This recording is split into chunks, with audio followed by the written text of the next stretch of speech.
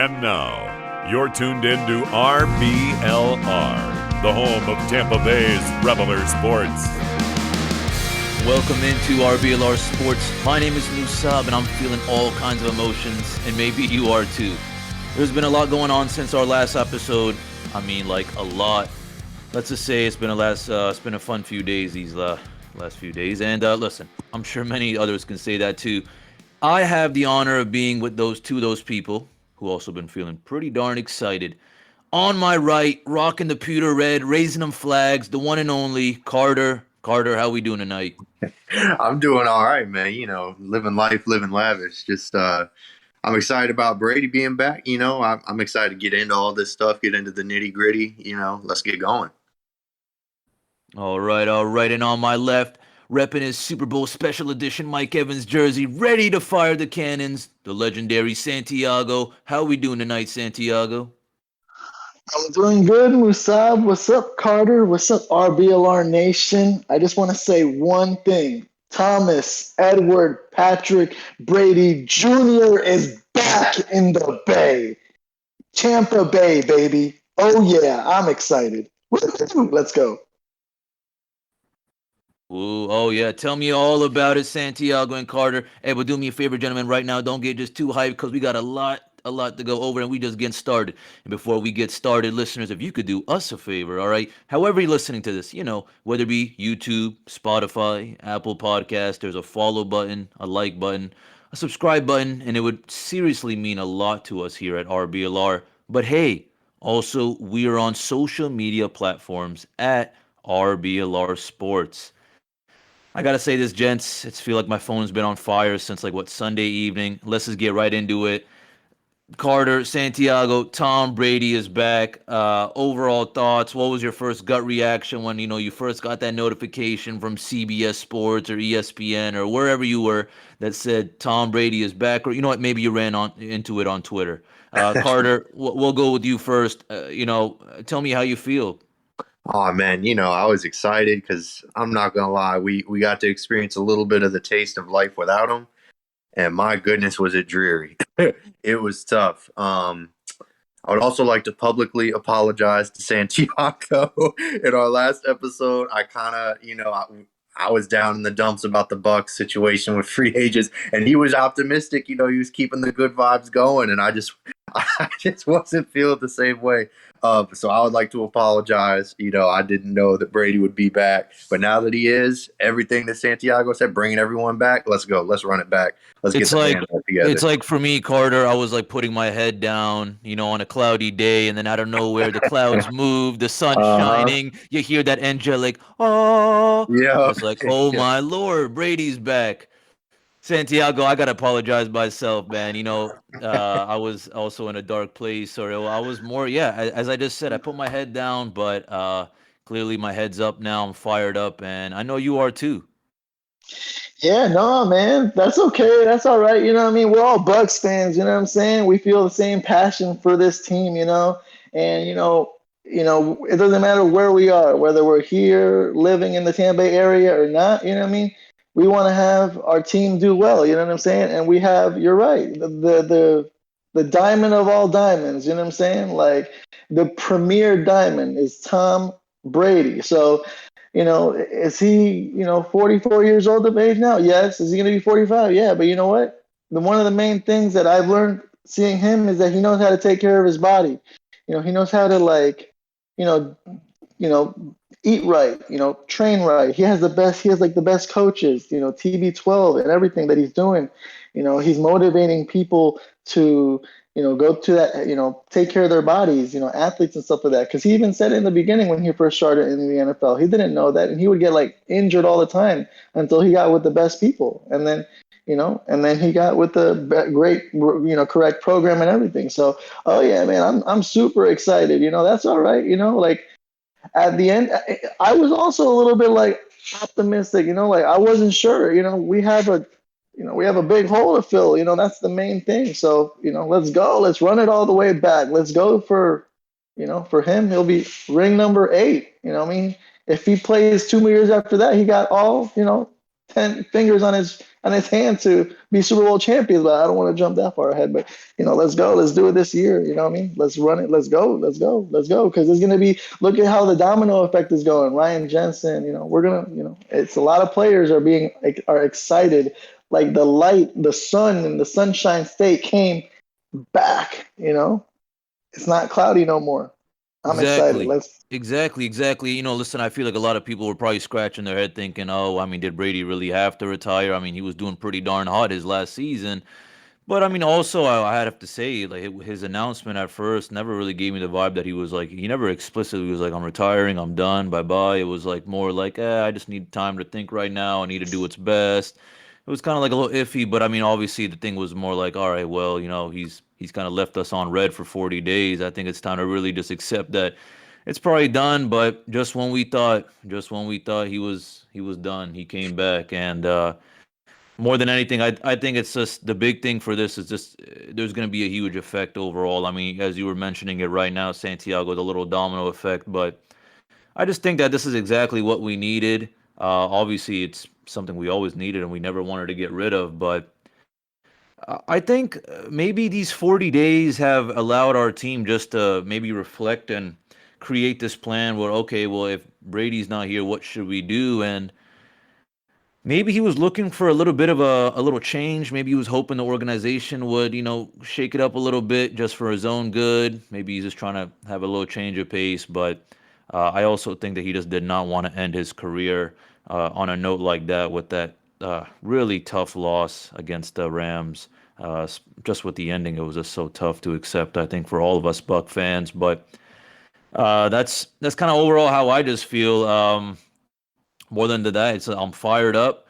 We know the guy's amazing. He's the GOAT. And I just hope, he's ready to run it back for another year. But, gentlemen, speaking of Brady, his return and everything like that, somewhat a good friend, someone who's been playing with him for a bit now, is actually reuniting with him. And his name is Shaq Mason. Gentlemen, at first I was not too well aware about Shaq Mason, but as time goes on, ever since we got him, I'm thinking, damn, this was a steal. What you think, Carter? Oh man, giving up a 5th round pick for a guy like Shaq Mason, like there is no way. I mean, there's just no real way that the Bucs are going to get anyone remotely as good as Shaq Mason in the 5th round. Just realistically speaking, it seemed like the situation was that the Patriots were probably going to release him. They've got some young guys in that offensive line. They've also got one of the greatest offensive line coaches of the past 20 years, maybe. So, I mean, he can really make a lot of guys look really good. But they've got some young guys. Michael Onwenu out of Michigan. He's a 3rd-year guy now. He's probably going to fill that role, and he's going to be a lot cheaper than the $8 million that they were paying Shaq Mason. But regardless, from the Bucs' perspective, he's got an 89.0 PFF grade since 2017. That is the 5th highest of all offensive guards in the NFL. That is ridiculous. And they obviously lost Alex Kappa to the Cincinnati Bengals, which is, tough loss, especially combined with Ali Marpet. But Alex Kappa had a 74.2 PFF grade, and he's making $10 million in Cincinnati, So it's kind of a win-win. Like, sure, the Bucs give up a 5th round pick, boo-hoo, but just really a home run of a trade. He's a great value, especially for the amount of money that he's getting paid. So yeah, I mean, just really a home run of a trade. Can't really say enough about the job that the front office did with that one. I liked it a lot too, and it seemed like it kind of just it was kind of a quick move or something maybe anticipated based on the whole Kappa Jensen situation as well. But Santiago, what do you think? I mean, any thoughts overall on Shaq Mason? How did you feel? What you know about him? And I don't know, maybe do you have any expectations for the future? Well, to be honest with you, any player that has played with Tom Brady previously, in his previous team with the New England Patriots, I mean, Tom Brady can take any player, to be honest with you, whether it's a rookie, whether it's a veteran, whether it's somebody that you really never heard of. Like, I know we're talking about Shaq Mason right now, but imagine Malcolm Butler. Like, Malcolm Butler became a star after that famous catch, that one Tom Brady won the Super Bowl. So, I mean, it's just like Tom Brady is it's a diamond, man. We know I'm super excited that Brady is back, and I have a smile, and you can tell in my voice how upbeat I am with this. About knowing about him, honestly, not really until he came. He was signed he's being signed by the Bucs right now, but any player that has played previously with Brady, to be honest with you, you got to learn a lot. When you have that type of knowledge coming to you, you're going to be a better player anywhere you go, whether you're with Tom Brady or not. Alex Kappa, good luck in your future endeavors.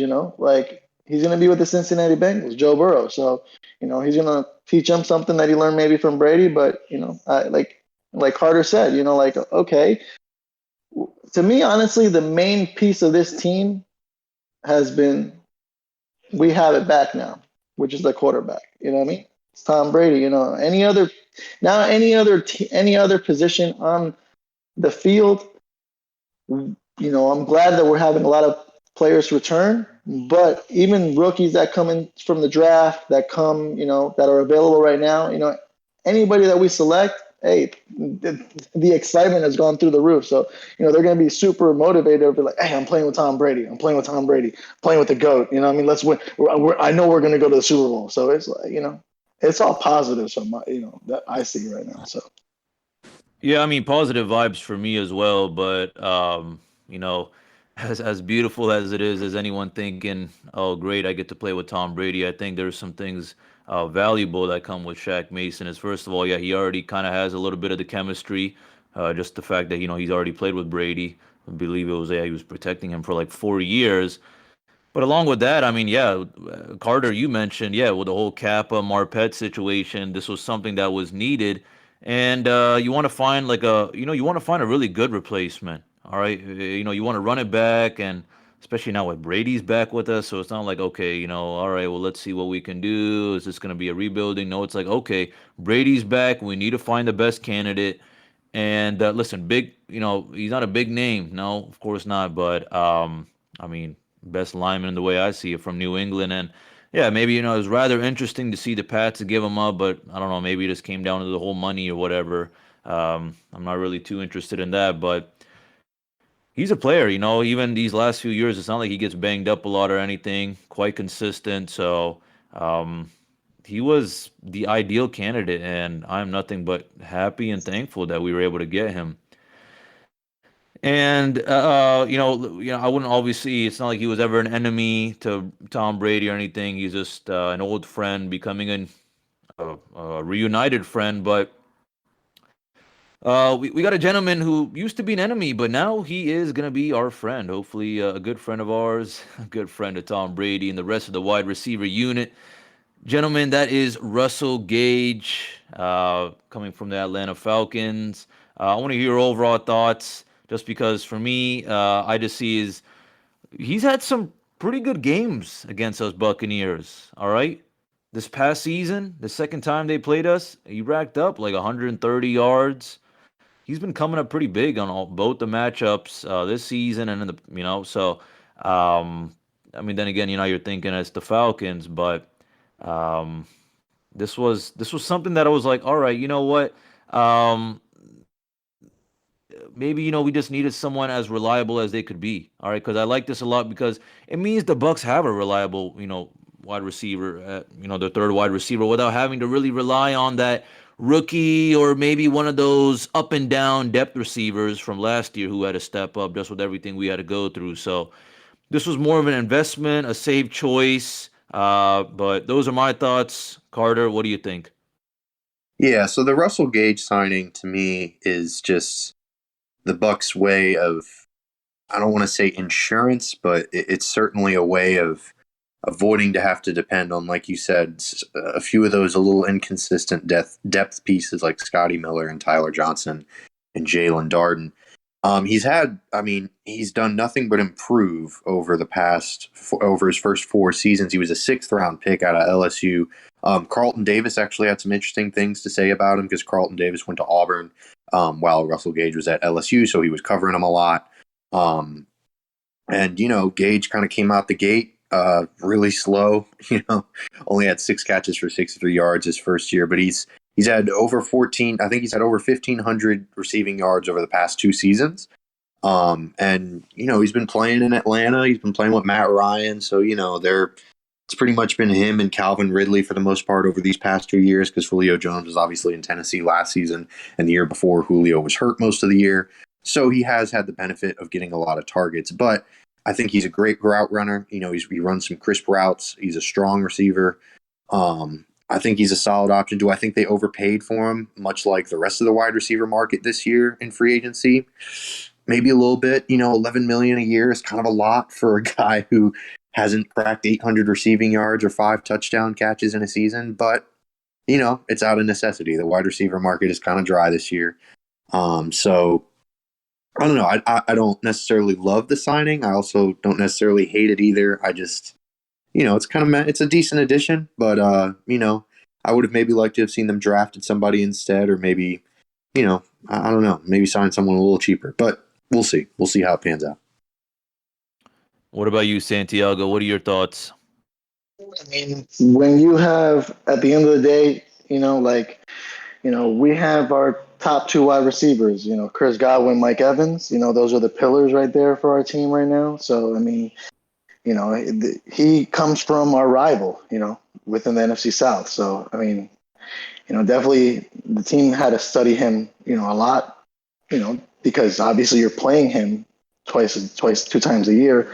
I mean, just looking here, just analyzing him as well. Like, he's had over, 193 receptions in his NFL career, with 9 receiving touchdowns. Yeah, it's not a lot, but again, obviously Tom Brady has his magic on putting a little bit of dust on, on players and even wide receivers, because he's going to tell them, please, you're not going to drop any balls today. We're gonna get some yardage. We're gonna make some touchdowns, and they're gonna be like, yes, sir, we are. We're gonna do that. And so, I agree with Carter. You definitely, if it's up there, 11 million, that's pretty pricey right there. So, or we could have, like Carter said, we could have gone in the draft and probably drafted somebody, younger,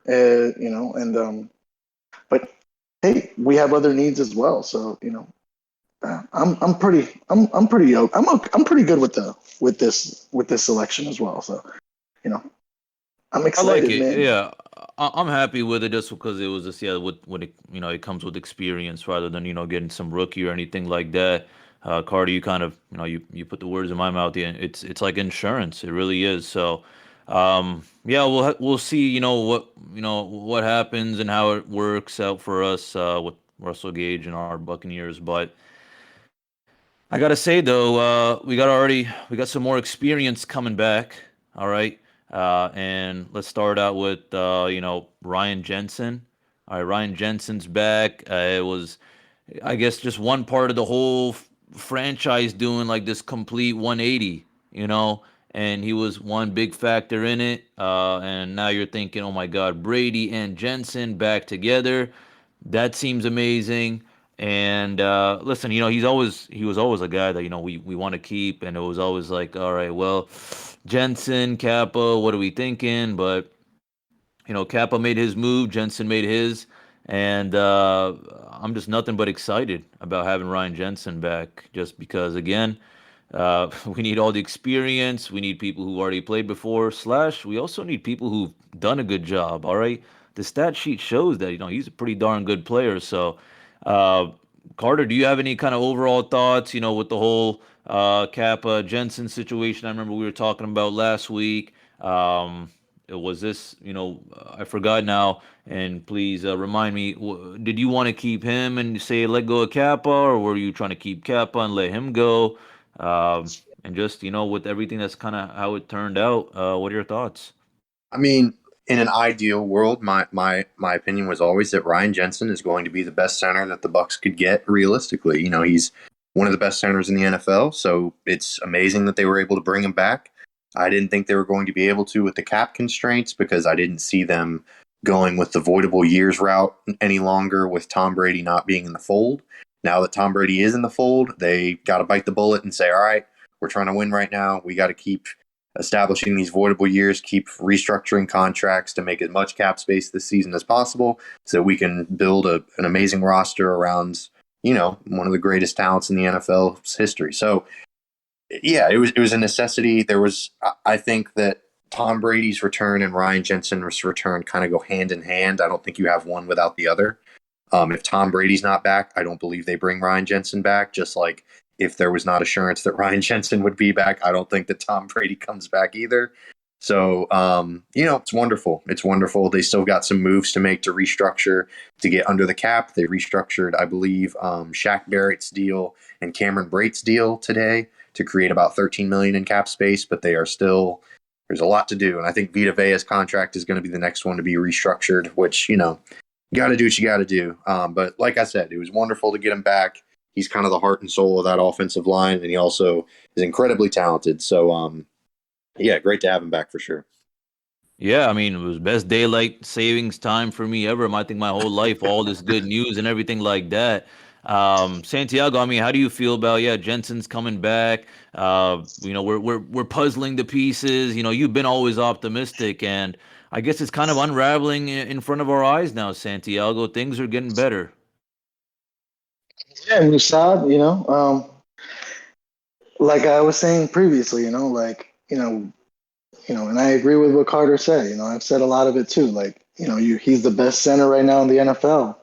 And he is a big wall in front of Tom Brady. He protects the quarterback. Nobody, there were very few times that Brady was possibly sacked last year, or in these last two seasons because of players like Ryan Jensen. I saw a post yesterday on Twitter, Ryan Jensen's interview, and he was like super stoked. Like he had heard the news. He had a little birthday party for his daughter and everything like that. And then he receives a phone call from Tom Brady. He's like, "Hey, you want to run it back?" And then he calls his agent. He's like, "Yeah, let's let's get this going. You know what I mean? Let's go. I mean, right. It's a win now. In the NFL, when you have this opportunity of winning and creating a legacy and a championship and fill up that trophy case as many because in this sport it's a Super Bowl. It's the only trophy you can win. So everybody when they walk in through that, like we have here, one Buck Place, you're going to see those two Lombardis right there. And if there's one more, people are going to get more excited. They're going to be like, I want to play in a championship caliber team. I want to play in a championship caliber organization that, has the top facilities, has the top training, has the top coaches, like everybody sees that. And then, and and plus, we're doing, the Bucs are going to do something because the NFL is planning to go more global this year. The Bucs are going to be playing in Germany. They're going to be playing in Munich over there in the Allianz Arena over there in Munich. And, whichever team they play, those fans know who Tom Brady is, or they've heard of Tom Brady. His value, his name is global, is worldwide. So, they're going to be a bunch of Tom Brady jerseys in Germany. So we're going to have, more fans over there as well. So, and, Germany is the heartbeat of Europe with many things. So, I'm super stoked, man. I'm really, really happy. And, Ryan Jensen, he's going to be a big, big piece for us to go win another Super Bowl. So I'm really, really happy about that. What do you think, Moose? I mean, yeah, y'all said it, gentlemen. And listen, we know the guy's good. If there's anything I kind of want to just add on, and as he said, it was a kind of icing on the cake when Brady called him up. But the icing on the cake for me, the fact that we were able to get him back is just the energy that he has. He's always been seen by me as someone who's a little bit feisty slash someone who's not going to let anyone kind of bully his quarterback or any of his teammates. Surely, he gets the flags here and there, and he gets up in people's grill, but I like that. He's got the energy. He knows how to play. He's running it back again with Brady. So I don't see anything kind of, wrong with any of this. Nothing but, again, excited. So, hey, along with him, gentlemen, we got back another big boy, another offensive lineman. That is Mr. Aaron Stenny. At first, when the news came out, I'm thinking, all right, well, hey, solid depth piece. and I was rather happy. I want to hear what y'all first have to say, just because I guess this wasn't one of the guys that we've been kind of chit-chattering about, unlike Ryan Jensen or Kappa, or even the way we've been hyping out Wirfs in the past, or talking about Ali Marpet. Aaron Stenny, definitely a depth piece. Looks like he could be the starter. And Carter, how do we feel about this? Yeah, I mean, Stenny was part of that Super Bowl starting lineup. He had to replace Kappa, and he did a phenomenal job. And I think that's just kind of what he's there for. I mean, yeah, it's a solid re-signing. I don't know that he is going to compete for a starting job because I think there's still more moves to be made. They also have that second-year guy out of Notre Dame, Robert Hainsey, who I think might shift because he's kind of a versatile offensive lineman. That's kind of why they drafted him, because he can play center, he can play guard. And I think he might be more likely to fill in that Ali Marpet role. Although with Brady returning, who knows? Ali Marpet might come out of retirement too. So we'll see. I'm definitely, he's a solid, like you said, a solid depth piece. Really not much else to it. So yeah, that's really it. Before I pass it on to Santiago, I'll say this, Carter. If Ali Marpet comes back, I'll buy you and myself a jersey. And you as well, Santiago, of course. Actually, no, Santiago, I'll have a little note on yours saying, I'm sorry we slept on your picks and your optimism. Hey, that's what we'll do. Santiago, though, That's all how right. do you feel about That's okay. how do you feel about Aaron Stenny? How do I feel about Aaron Stenny? Yeah, similar to what Carter said. He has to fight for his spot. He's not one of those players that is actually going to be, hey, you're guaranteed a starting position. No, he has to fight. And he's a solid piece. He's been with the team since 2019, so he's been in the organization. He's done drills. He's done the OTAs and stuff like that. So it's we're definitely in the practices and stuff like that. So if any player, and we had issues with like some injuries last year, because this obviously sport is very physical. So as we all know, we love this, we love American football. We love the NFL. But we already know that if an injury comes down with any player, he's there to, to do his job, and, definitely can give him, I give him the ball. He's a veteran, man. So, I cannot, like I said before, man, I'm super happy TB12 is back. I know we're going position and players and stuff like that, but I'm super, super happy, man, that one piece has been filled. So everything else, man, let's go win the Super Bowl. That's what I'm saying right now. Let's go win the bowl. Let's go win the championship. We got to go to the ship. That's what we got to do. Experience comes, quite valuable, especially in the situation we were in, or even are in still right now. But I gotta say, I like the pick. All right, because Carter, you said it yourself. He was covering for Kappa. He started 3 out of the 4 games in the 2020 Super Bowl run, and it didn't look like he was looking off at all. The whole offensive line was on fire. Now, look, surely the Kappa started over him, but I think the difference was maybe a little bit, and maybe the Bucs front office just they felt better. Listen, let's just re-sign Stenny. Perhaps we'll have to let Kappa walk, and then the fact that listen, we just picked up Shaq Mason as well. It kind of works out real perfect, honestly, and the fact that we were able to fill in the holes and keep a depth piece, as you said yourself right now, Santiago. You never know what happens in football. We had so many guys going in and out, whether that be offensive line, the guys, the DBs, wide receivers, so it's important to have solid depth pieces, especially if you want to win a championship. And, with the O-line looking solid right now, I'm right there with you, Santiago. I'm real excited. All right, on to our next returner. Gentlemen, the Carlton Davis is back. Overall thoughts was just like, no, listen, I'm real hyped about this. It was always the whole Whitehead, Davis, what are we gonna do? With the whole Kappa Jensen situation as well. But the guy looks real good overall to me. All right, I'm not going to speak for the money, but what I will say is, it's kind of always been, him versus Whitehead, but along with that is he's done solid, this past season, he only had 10 games and he wasn't looking super hot, but the year before that, our little 2020 Super Bowl championship, he had one hell of a season. So, with the situation we're in right now, kind of how I felt about, Stenny or even with Shaq Mason or even with Russell Gage, it's you always want to make sure that you have some trustworthy backups or even starters. You want to make sure the guys are as reliable as they are. And with our DB situation being rather interesting these last few seasons, even when we do well, it's always seems like something's a little bit off on the DB side. It's just nice to have Carlton Davis back, but I want to hear what you got to say, Carter. Yeah, they it's kind of like with Jensen, although I don't think Carlton Davis is nearly the player that Ryan Jensen is, but they certainly weren't going to find a better corner in the draft with their draft picks or in free agency or through a trade, what have you.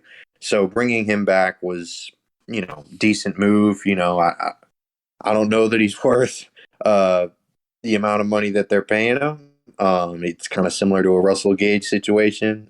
3 years, $45 million. That's a lot of money for a cornerback that, oh man, I still can't get the Chiefs game out of my head in the regular season 2 years ago when he gave up 200 plus yards to Tyreek Hill in the first half. Obviously that's Tyreek Hill and Patrick Mahomes. So that's a very harsh lens to view it in, but still it's bringing back its continuity.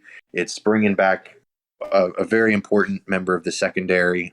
Losing Jordan Whitehead hurts, losing him to the Jets kind of hurts, but yeah, Carlton Davis I hope he proves me wrong. I hope he comes out and completely earns all the money that they're paying him. But still, it was an important re-signing for the Bucs to make. And, with Brady on your team, you make all the important signings, re-signings, whatever you got to do to win. So, that's what they did. That's what I was thinking because I'll tell you this. I mean, now that Brady's back, I was so worried because I thought we were going to mortgage the whole future for, some other good quarterback or something. It was always like, oh, maybe Deshaun Watson. And I was thinking, yikes. Well, I hope we don't have to kind of give up a lot either. And, with everything going on right now, I'm really happy we were able to make everything work. Yeah, the whole kind of contract, it was definitely raised my eyebrows as well. But in the end, I was like, someone else can worry about that. Carlton Davis is back, and that's all that matters. But Santiago, how do you feel, though? Yeah, man.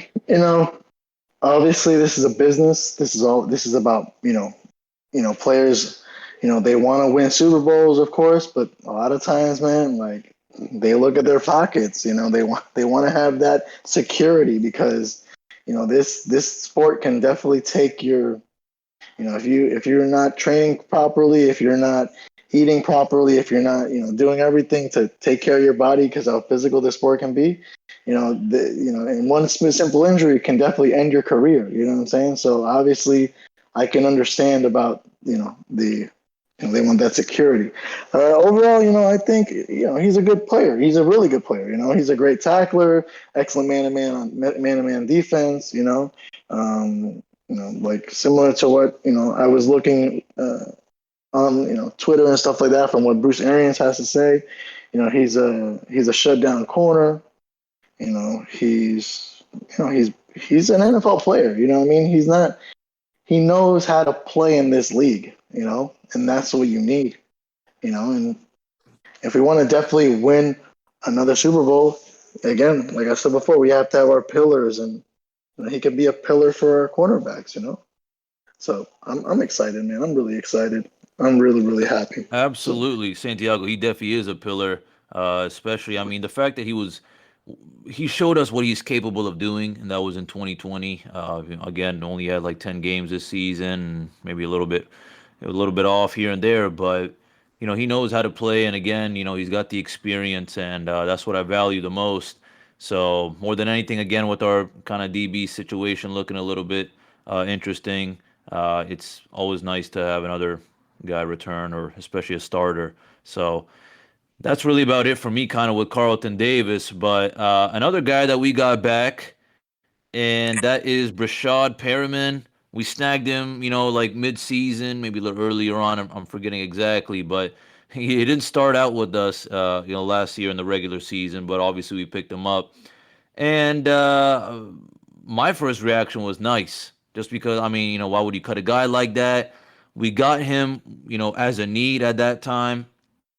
He was able to deliver as much as he could. He came through big time for one of them games for sure. And I gotta say, gentlemen, the way I feel is that I think he could have been a role player against the Rams as well. It's just a few little things that we were missing maybe against the Rams, and it could have been a whole different ball game. And I think he was part of that equation that we were missing. We're looking at a good wide receiver this year, and offense overall. I mean, we're making moves. So. Carter, how do we feel about Rashad Perriman? Yeah, I'm always surprised that Rashad Perryman bounces around the way that he does because, coming out of UCF, he was I believe he was a first round pick out of UCF. And yeah, he was first round 26 overall by the Ravens. His dad was an NFL wide receiver. Great pedigree. So I'm surprised that he's bounced around as he has. Obviously, the production hasn't really been there. He's never cracked even 700 receiving yards in a season, but his athletic ability is ridiculous. Even at this age, he's pushing 29. I think he's going to turn 29 in September. But yeah, I mean, I would have been okay with them re-signing him and not doing anything else with this receiving group. I know that the Gage signing is a solid one. Gage is certainly an upgrade over Perriman. I'm certainly not going to sit here and talk out of my what and say that. But for the amount of money that they're paying Perriman, I feel like he's a great addition. Really like the veteran presence. Definitely a solid depth piece for if, God forbid, one of the big three goes down. So, yeah, definitely a solid get. Santiago, how do you feel? Well, yeah, I mean, a lot what Carter has said, like he definitely has been bouncing around from team to team, but a lot of times that happens to a lot of wide receivers, they bounce around from team to team, but yeah, he's a solid player. So, he's been with the Bucs since, 2021. He actually played with the Bucs before that, in 2019. So, he came back, before Tom Brady was here, and then now with Tom, he was here during with Jameis. So I mean, like now he's with Brady. So, obviously we have Mike Evans and you have, Chris Godwin, as the two main pillars of our wide receiver core. So, to have another one with Scotty Miller, obviously there as well. And, we definitely, as we saw last year, we had injuries. We suffered a lot. We suffered quite a bit, in the playoffs, in the, when Antonio Brown left and stuff. So, I'm just, I'm excited that, that we're getting our core players back. So, I'm super, let's go. Let's do this. So I'm super happy. So, yeah. What do you think, Musab? Yeah, with all these guys coming back, I'm sure everyone's super, super excited. People are probably thinking, "Oh my gosh, yay! I can rep the Brady, jersey one more year at the games." Or, I'll tell you this, man. There's some people who probably out there who probably real excited about Russell Gage or even Rashad Perriman or even Shaq Mason. Honestly, if you, to all my listeners out there, if you listen and you buy yourself a Shaq Mason jersey, let me know because I'll match you on that. Seriously, I always want to give my offensive lineman some love.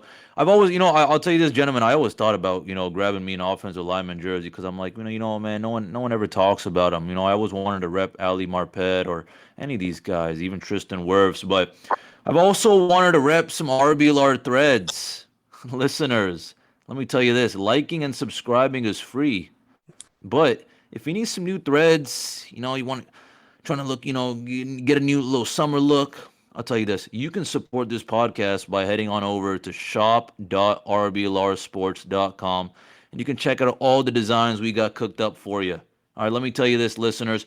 We got shirts in the colors of all of our beloved teams. All right, we got shirts, honoring our football team, the hockey team, the soccer team, and the baseball team.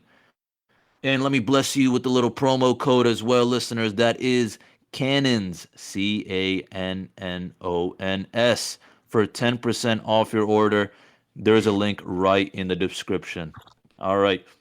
So, with all this player talk going on, unfortunately, gentlemen, there were some people that we weren't able to keep.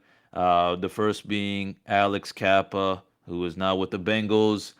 We've already kind of, talked about a little bit about him right now with the whole Ryan Jensen coming back and, the rest of our offensive linemen like Stenny and Shaq Mason. But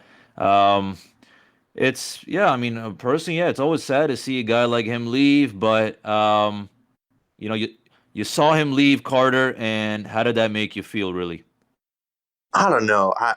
I'm with you because he won a Super Bowl with the Bucs, so it's tough to see him leave. But he's also always been the weakest link on this offensive line. I've said that for the past 2 years, because it was Marpet, Jensen, Wirfs, and Donovan Smith, and those four guys are rock solid. But Alex Kappa, I mean, he's okay. I mean, him and Donovan Smith definitely are the two. I don't want to say worst of that group, but they are. So watching him walk, it's tough, but like I said, you replace him with Shaq Mason, and that's just such a huge upgrade that it hurts a lot less. I'll say that, especially looking at the price tag that the Bengals paid for him. I mean, I know Cincinnati's trying to improve the right side of that offensive line, and rightfully so, because they got obliterated, but whew, man, paying that much money for a guy that's above average at best, it's a tough sell for me. So, certainly not super excited to watch him go, but also not exactly upset either. Yeah, I think the fact that, we were able to get a guy like Shaq Mason definitely made it a little bit less harsh on us. And I think it was it just came down to, what the Bengals needed, the opportunity that they were able to provide for him, specifically money-wise. And I guess that's what he wanted. And perhaps maybe the whole, thinking about, what's going to happen with the Buccaneers' future was also on the table as well. But I was kind of sad at first, but thinking about the whole contract that he's got going on with the Bengals and the fact that we got Shaq Mason, it's more of a indifferent feeling. I understand what he had to do, but Santiago, maybe you're feeling different, or maybe you're feeling the same. In any sport, it's not just football. In any sport, when you lose a player, and you can get somebody that on the statistics, on the numbers is better, because they're doing their job better, right? And they're performing at a top level. I honestly feel the same way that Carter, was saying. When you have four players that are solid pillars, like Donovan Smith, and you have Tristan Wirfs, and players like that. If somebody is not being named other than those four, it's just it's okay. But I'm glad we have somebody that we have. At the end of the day, I'm glad that we have a better player. So I'm all good. What about you? As I said before, it was something, I guess, that at first I was a little like, ooh, okay, well, I should have known this was coming. And then Shaq Mason's here, and I was like, yay! And the fact that me being in Boston, I got a few friends who are some Pats fans. I talked to them about it, and they were saying, we were surprised that they kind of let him go like that, and they just got a fifth round for that as well, and another one as well. But it was kind of like, all right, hey, we made the best out of what we had, and or what we lost, and that's really about it, though. But I got a little bit more sadder feeling about the other guy we couldn't keep, and Carter, you mentioned him before. That is Mr. Jordan Whitehead, who is now on the Jets. It was kind of just tough on me, just because I'm thinking, we're losing a weapon.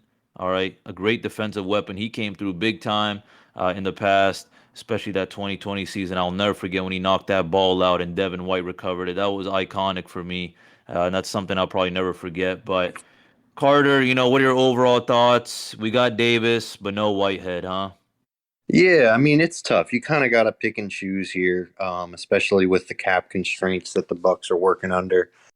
And more power to him. He was always a hard worker.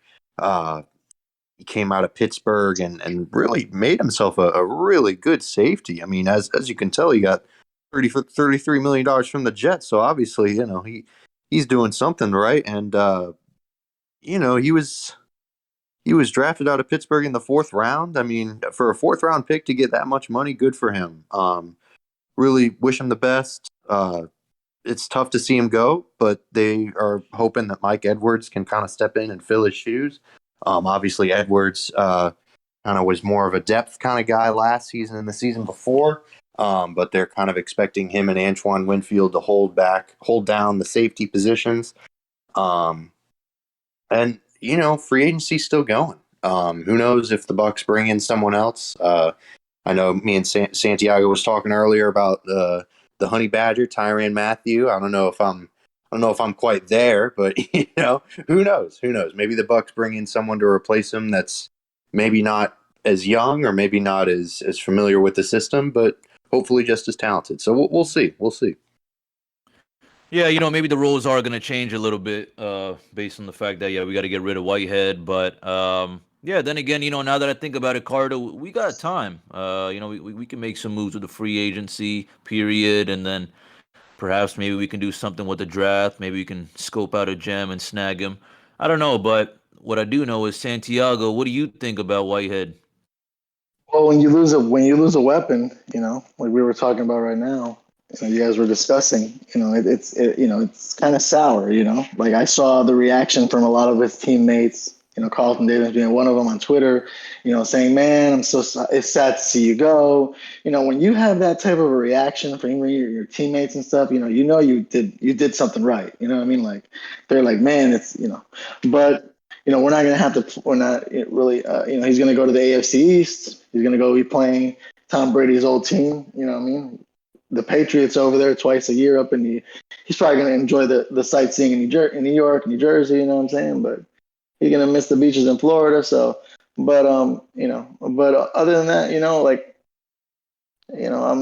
I'm super, yeah, this is a business, like I said before, and a lot of times, you have to, he probably was already in negotiations with the Jets when this whole thing went down, and then, when he finds out like Sunday that, oh, Tom Brady's coming back, like, oh, he probably made a deal already, but so other than that, we're probably, like Carter was saying, and you were saying, Musab, we're still in in the free agency and stuff. So, we'll see what's up in the draft, because, there are going to be some good players out there. So, it's, we'll be good. We'll be fine. We'll be fine.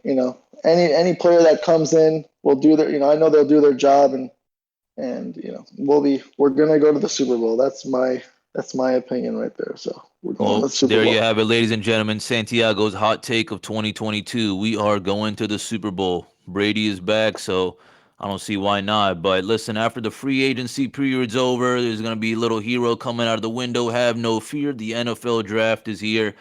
Gentlemen, let's talk NFL draft. Specifically, let's kind of pinpoint on the wide receiver, tight end unit right now. This was kind of at the bottom of our priority list as to what we're looking for. Maybe it's changed a little bit. Maybe that's my first question. Is maybe has it changed a little bit, Carter and Santiago? And then on top of that, um, with the picks we got, who are the guys you have on mind? When do you see them being picked? Maybe I would probably say, share maybe a wide, like an early round wide receiver, maybe some guy you may say, okay, we might get him later, and then again, early round maybe steal as a tight end, and then maybe some guy thinking, all right, you know what, maybe we can get him on later on in the draft. Let's start out with you, Carter. Yeah, absolutely, man. Yeah, I did a little research after I got off of work this afternoon. Just had to have a little fun. The draft is definitely one of my favorite times of year. Just a lot of hype, a lot of excitement. So I mean, if you're looking early round guys as a wide receiver, I don't know. Like you said, the Tom Brady returning kind of changes everything. Because especially now their free agency goals might change. And so drafting a wide receiver in the early rounds might not be what they do at this point. So first or second round, I don't see them going that route. I see them maybe going more interior defensive lineman, more interior offensive lineman, or maybe even a safety or a secondary guy or a pass rusher. I don't necessarily see them going that route, especially with Gronk was spotted at a Tampa barbershop today saying that he thinks he's coming back regardless. So, it's not really a high need, but if I think the sweet spot for both positions really, but especially the tight end position is the third round. I think that the third round they might draft a guy that's a project guy, maybe someone that can fill in occasionally, but mostly that's going to sit there and learn from Gronk and Cambray. And a big guy that I'm looking at in the third round is out of Coastal Carolina, Isaiah Likely. Um, Really great with the ball in his hands, gives some great effort on his blocking, could certainly use some refinement, but he's got a decent frame, 6'4". He's definitely my favorite tight end of the draft for the Bucs. I think he would be a great pickup. If we're going wide receiver early, in the second round, I think Justin Ross out of Clemson, 6'3", great frame, really athletic, just super great talent. He hasn't had the production at Clemson because he's had some injuries, and last season Clemson was just a mess. So I don't know if anyone would have had a great year in the wide receiver room. So I think he's a big sleeper, Justin Ross right there. But with the Bucs wide receiver room right now, it's so full already. They already have 7 wide receivers on the roster. They're probably going to have to cut someone anyway. So I don't really see them going wide receiver early. If they want to go tight end late, there's Cameron Latu out of Bama. He's a former defensive end who spent 1 year as a tight end, but good Lord, is he athletic. He's a great 7th round guy, a late end of the draft type of dude. Maybe even an undrafted free agent you sign or draft and then just stash on your practice squad for a year. Just let him kind of learn, especially with his lack of experience at the position. I'm really excited for this draft. I think that the Bucs could fill a lot of holes. The tight end and wide receiver group, maybe not so much, but I think they're more than likely going to go tight end at one point in this draft. Maybe not wide receiver, but tight end definitely is a spot that I would look out for. All right, all right. So maybe wide receiver, definitely a tight end that we're looking for. But Santiago, what are you looking at? Well, to be honest with you, gentlemen, yeah, with looking at all the wide receivers that we're signing right now, honestly, I don't believe that, we'll be signing a wide receiver at all, to be honest with you. I think, you know, with, Nick, Russell Gage coming in from Atlanta, he's a veteran. And, we talked about it earlier in the day, earlier today that, during this podcast that, we paid 11 million. So that's about money. And that's a lot of money, for a wide receiver that, you don't know if he's going to be, he played pretty well in Atlanta, but now he's in Tampa, So the pressure's even higher. How can he do under the pressure?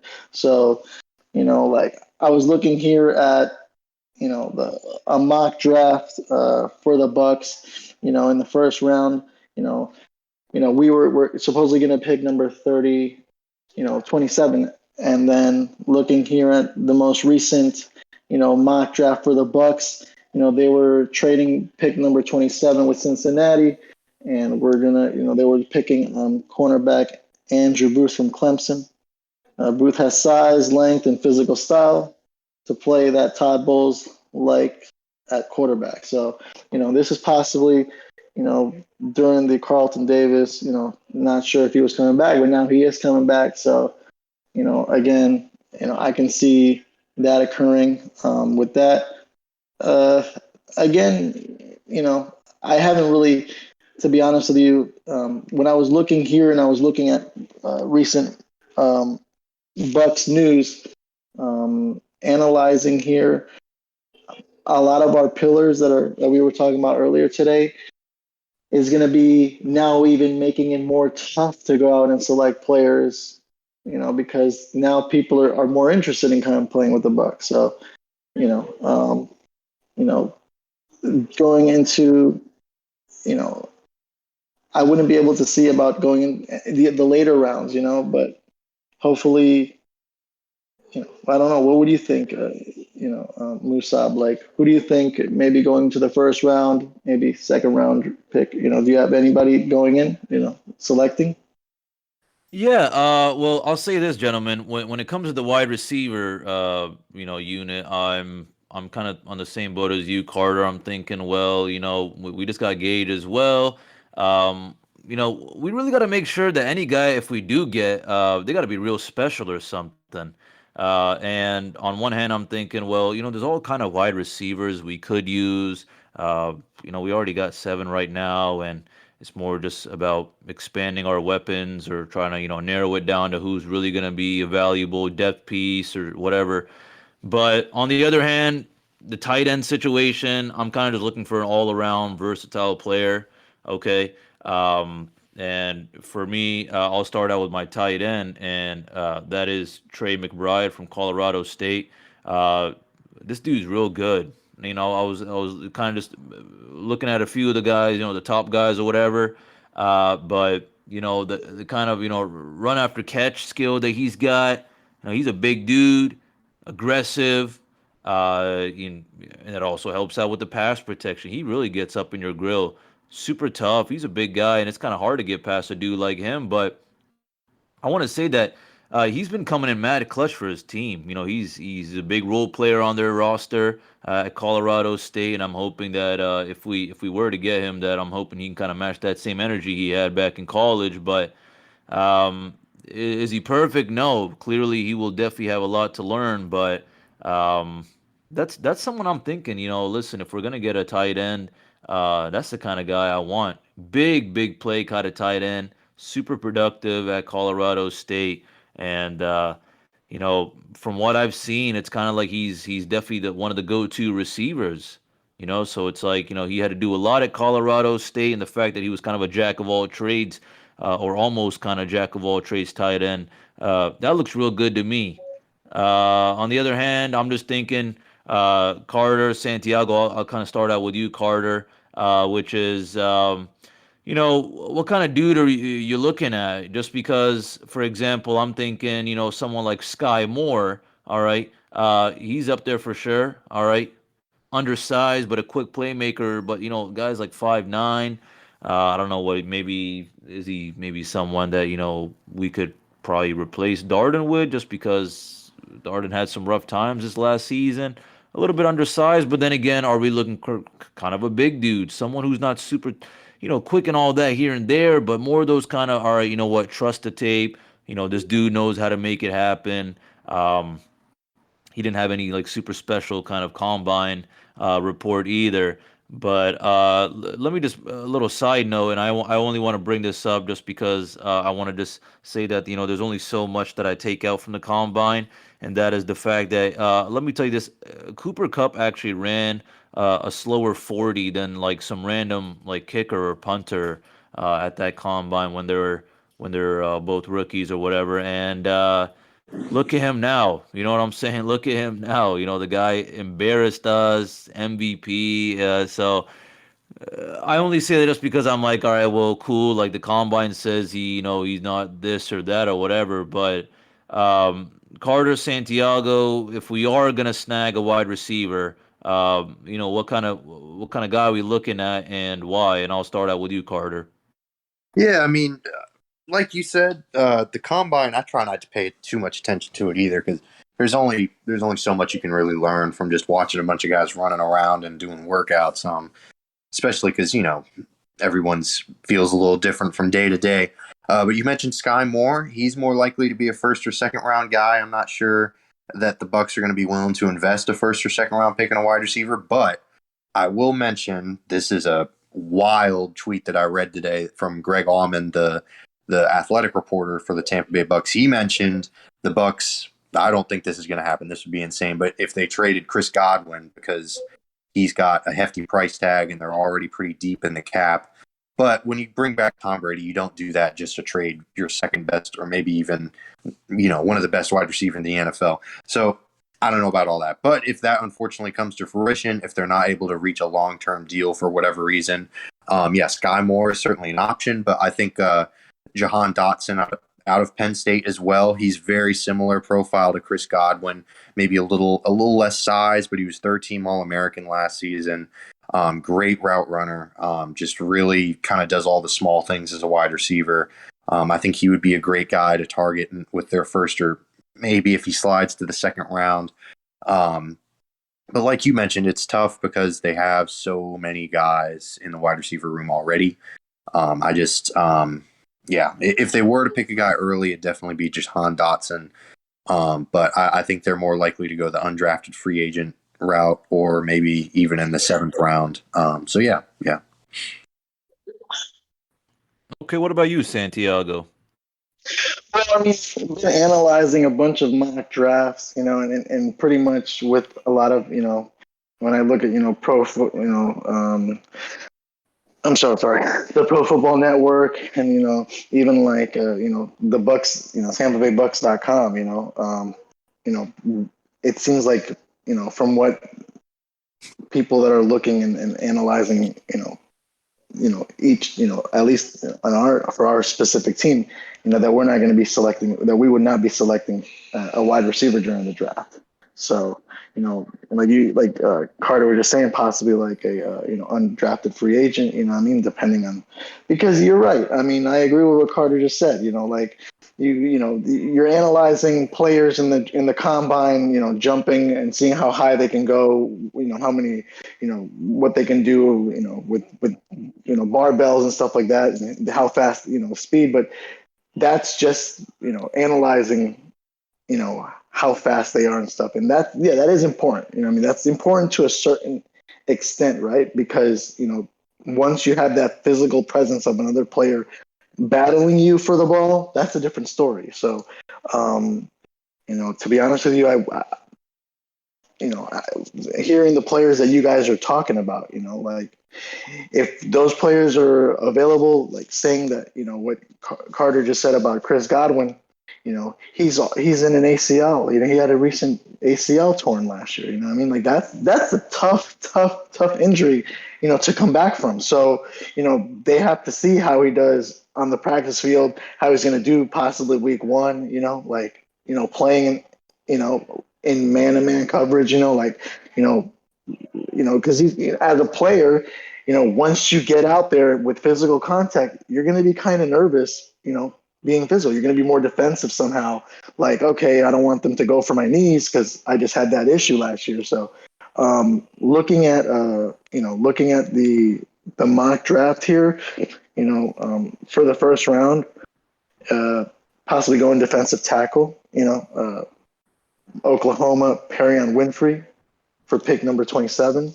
So, again, our wide receivers are numbers are pretty good. So, again, no, we're not going to go with wide receiver. That's just my opinion.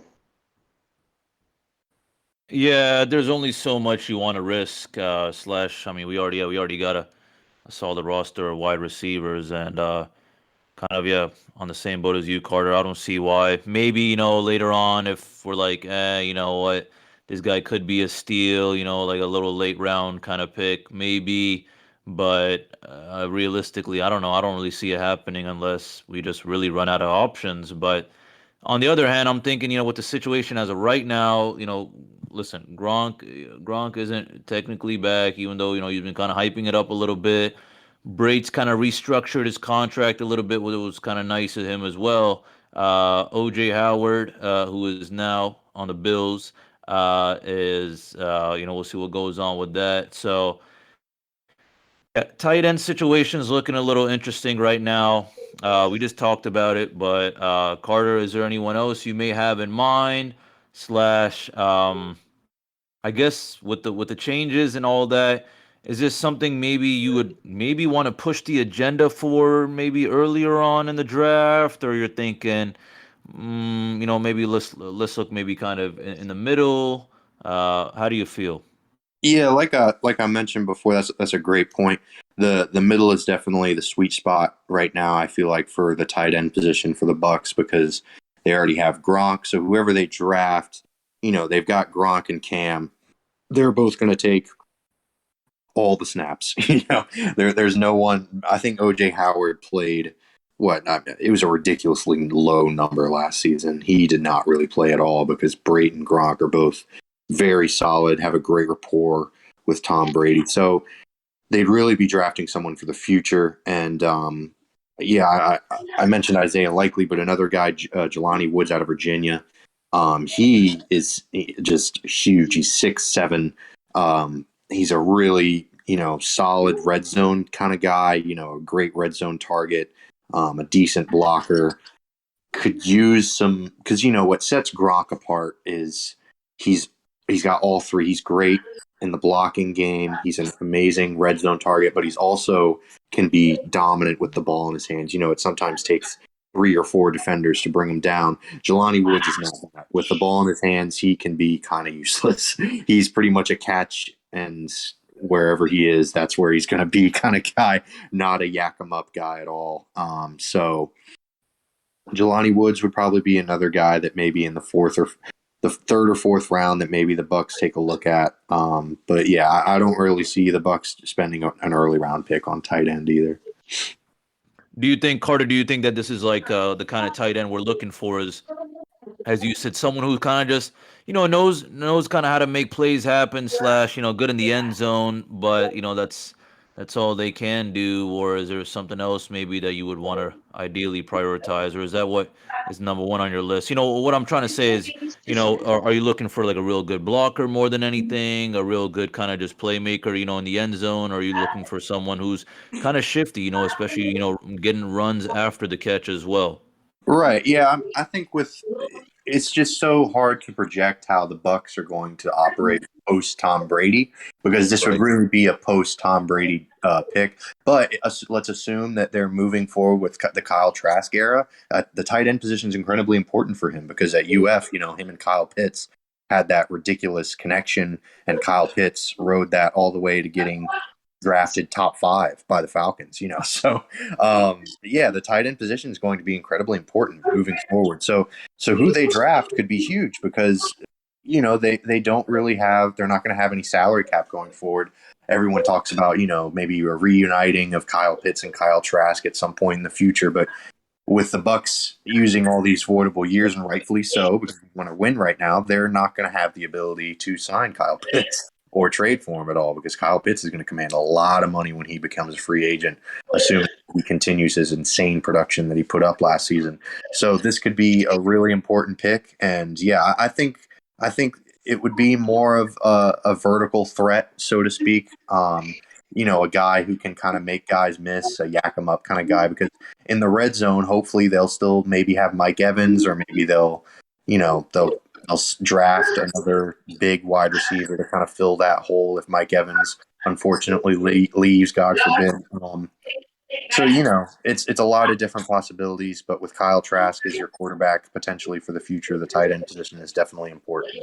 And I would definitely go more yak 'em up, and that's why Isaiah Likely is just such a great option for me in the third round. I think the Bucs would be just a perfect fit for them. All right, I like it. And you know what? I guess I kind of see where your head's at, which is like, all right, if we're thinking about the future as well, and who's going to be working with Kyle Trask or even with Brady right now. You want to get the right guy, but yeah, there are other things we need to prioritize, especially on the defensive side. Don't see too many kind of defensive moves compared to offensive so far. We got Brady, the O line, everything, Perriman, Gage. It's just really just Davis that really came in the news when it came on the defensive side, and also Shaq Barrett restructuring his contract. But I only say that because that's kind of how I feel. Is we're going to try to prioritize the defense a lot more in the draft. But Santiago, would you agree with that? Disagree with that? I mean, where would you kind of put this tight end priority? Well, defense wins championships. So, I mean, similar to what you're discussing right now, we have our top two, right? At this moment, looks like, Cameron Bray and Rob Gronkowski. So, you know, uh, if I look at a tight end, possibly the fifth round, Jelani Woods, from Virginia, looking, I was like analyzing, obviously different mock drafts and, at least, he has a rare athleticism. He's massive and pass catch ability for his size. So pretty much, yes, we also have to look towards the future. I agree with what you gentlemen are saying completely. But at this moment, because we're going into now this next season, you know, right there with a player like this coming, for Virginia plays in the ACC, of course, one of the top, divisions in college football. So, if we can see him be drafted like in the fifth round, for example, because, looking at the first four rounds or even throughout the, in general, maybe the whole draft, now that Tom Brady is back, he has helped us fill a lot of holes, and that's just to be true, to be truthful. Last week we were talking about like, Kyle Trask and Blaine Gabbert and what are we going to do with that? There were so many holes here and there, 23, over 20 holes to fill, you know what I mean? And we're like, wow, that is just a lot. Now Sunday comes around and you're right, daylight savings comes and hallelujah, it was so beautiful, no clouds in the sky, the sun was bright, it was nice and hot, nice and warm and stuff. It was just beautiful. And all of a sudden in the afternoon, 2, 3 in the afternoon, 4 in the afternoon, we get the greatest news ever. Hallelujah. Tom Brady is back. Oh, I'm not retiring. He went to go see Cristiano Ronaldo in England, was with the Glazer family over there at Old Trafford enjoying some soccer. Saw Cristiano Ronaldo score a hat trick versus Tottenham. And then, he had a little bit of a conversation with him. I saw the video on social media, and Cristiano says, being that Cristiano is also one of the best players of his sport, of course, says, hey, so are you retiring? And just the expression on Brady's face was like, no. I can just tell from his reaction, So, with that being said, yeah, I would like to see, Jelani Woods from Virginia. Definitely would love to see him, come, possibly be drafted if that's a possibility, if he's available, for sure in the fifth round. All right, I like the takes. Yeah, for me, is just thinking, if anything, if we're gonna get a tight end, he's just gonna have to be a solid kind of role player, a situational player, and yeah, gentlemen, we're in an interesting situation right now with everything that's been going on these last few weeks, especially these last few days with all these moves being made, Brady being back. And again, hey, we're back again every single week at RBLR. And listeners, I can't thank you enough, seriously, for always giving us a listen. If you enjoy this episode, you want to help us out, support us at RBLR Sports on social media. Again, we're on Spotify, YouTube, yeah, Apple Music, iHeartRadio. So we really do appreciate it. And listen, I'm gonna ask this, Carter. Let's start out with you. Any overall final thoughts? How do you feel with everything that's going on right now, and what are you looking forward to? Oh, I'm just looking forward to the season and the draft and everything getting started. Really, Gronk is going to come back. That's going to be exciting to read about in the next few weeks. I'm really excited to see what other moves the Bucs make. It's going to be an interesting off season for sure. A lot more interesting than it would have been without Tom Brady, because we would have been reading some random names being signed by the Bucs to just fill some rosters, but just getting guys with a pulse that have had some previous NFL experience. But now they can sign some real dudes, some real players. So we'll see. I'm very excited for sure. All right, and Santiago, what about you? Final thoughts? Final thoughts, man. Pure joy, pure happiness, this, I mean, how many teams can possibly say that they can possibly go on the verge of maybe winning a third Super Bowl? You know what I'm saying? Not very few. To name another one would be like the Denver Broncos. You know what I'm saying? But again, why do players want to go to these organizations that have Super Bowls? They have this tradition of like I said, when I was saying previously, of winning or of having that mentality of winning, because hey, the trophy is named after somebody that had the mentality of winning, which is Vince Lombardi. You know what I mean? So it's like, and then we have somebody that has the mentality of winning in Tom Brady. So it's just like I agree with what Carter just said. Before, previously we were just bringing up names on possible quarterback, possible, just so many holes that we had to fill. Now Tom Brady's back in the mix, and it's like, man, it's just so nice. It's just so beautiful to finally, get a chance to see the stadium filled again, and it's buzzing here, man. It's buzzing. This news went all over the place, man. Good Morning America. It went New York Times. It went everywhere. Like Tom Brady is coming back. Tampa Bay Times, our local newspaper. It was on the front page. It was like Tom Brady is back. Tampa Bay. And then it's so beautiful to be a Buccaneers fan.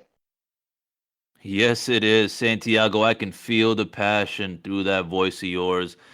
Whether it be good morning, America, good afternoon, America, or good night, America, we hope you enjoyed our deep dive into all things Bucs related. And with the way things have been going, you best believe I'm going to stay fired up. A lot of moves been made. It's a whole complete 180. And gentlemen, I don't know about you, but it's like I went from I'm still going to watch football every Sunday, but it might not be that fun, to, oh my Lord. Every Sunday now, it's going to be fun for sure. How fun? I don't know, but it's going to be real fun. And again, listeners, thank you so much, and I hope you are ready for another week of fun here at RBLR next week. Thanks again, listeners, and as always, go Bucs.